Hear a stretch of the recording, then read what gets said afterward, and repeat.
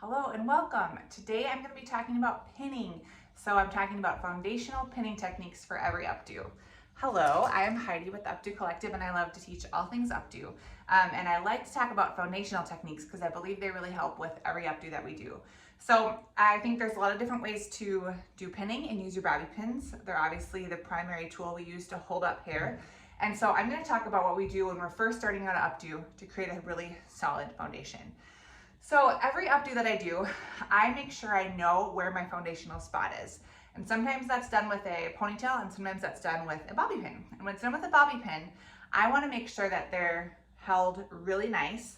And so I'm just going to give you a little trick for how to make the top of the hair look really nice when you're pulling the hair back into kind of like a low bun or low curls or something like that. So what I do before anything else is I will get the top styled how I want it to look before I even think about pinning. So what I mean by that is I'm doing any back combing that I need. I'm doing prep on the hair. I'm figuring out if we want a lot of curl, if we want it to be straight, smoother, and sleek. I'm doing those things first. So for her hair, I've already added volume. So I've got some lift in here. I did that through some teasing, through some texture powder. And then it's got some product in. You can see how it's kind of staying put. I went through and created just some gentle ridges. So I had a little bit of texture through here. So I'm actually doing that first before I do any amount of pinning. And I will actually even go through with some texture spray. I'll use flexible hold hairspray to kind of lock it in. So I have a little bit of the overall look of the updo before I even get started pinning. So this is just giving me an idea of how I want the top to look before I start pinning. Okay, so once I've locked in how I want this to look, with the prep, with my texture powder, with my hairspray, with the back combing, whatever you're gonna do on the top, then this is where the foundational pinning comes in. So if you want it to be really low at the nape, your foundation is gonna be down at the nape. If you want it to be more in the middle, your foundation is gonna be in the middle, depending on what you're doing. So let's say today it's gonna be a half up, so we're gonna do it into the middle. So what I'm gonna do is gently bring my fingers together in the very center and do one pin to start. So I'm opening my pin and I'm gathering probably an inch or so of hair, pinching with my fingers and going against the head and sliding this one in. So the first one here is kind of gonna give you the guide for the rest of the hair. So if you feel like this first pin already kind of pulled down your volume, you're gonna wanna go through and pull that back up using your fingers or your tail comb. So you can go in with your tail comb and lift that out a little bit. And then make sure you do a second pin across the other direction. So you have 1, 2 crossing each other. Now this may seem really, really simple, but you want to lock in your foundational pins first because everything else that you're pulling is going to go into this area and you don't want to keep jamming pin after pin into your client's scalp, okay? I get complimented by brides that I work with because they're like, you're so gentle.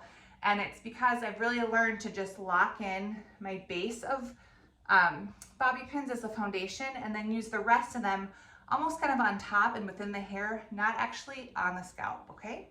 So once you've done this, I encourage a little flexible hold hairspray because you've locked that part in. And then I work back and forth to make sure I have balance. So I'm gonna go through and do the same thing, bringing about an inch of hair over and bringing it into the middle, holding with my finger, and then sliding the pin in. So the least amount you can be touching the hair from the very beginning, the better it is for frizz, smoothness, to make sure your updo stays really polished. And basically I'm just gonna repeat this process going back and forth until I've gathered all the hair that I need in this base. And so I'm just bringing it all back to the center on each side, and they're kind of overlapping a little bit on each side, and they're also against the actual head. So by making sure to come back to the center, I have this really solid base. I can do hairspray on it if I like it, do any kind of pulling out that I need of the crown, check it from the front to make sure it's even. And then I have my foundation. So this is my foundation of pinning. And now whatever I do, whether I'm braiding, twisting, whatever, I have something to bring the hair to, and this is where I'm gathering everything, and it will just lock things in. And so even if you're just doing a little braid, a little twist, something like that, this provides a great foundation. If you're actually even gonna pull the hair into a ponytail, pull more up into a bun, this is a great spot for your pins to slide into to give you that guide of where to go and where you want everything to gather.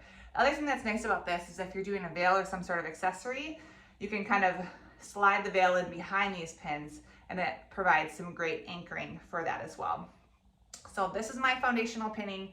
I hope that helped. If you have any questions, drop them in the comments. If you want more advice, more guidance, more teaching on updos, join me in the Facebook group, the Updo Collective, or I also have a free guide on how to start every updo, the 5 essential steps that you need to start every updo, and I'll drop them in the comments below as well. Thanks for joining me. Again, I'm Heidi with Updo Collective, and I will see you next time.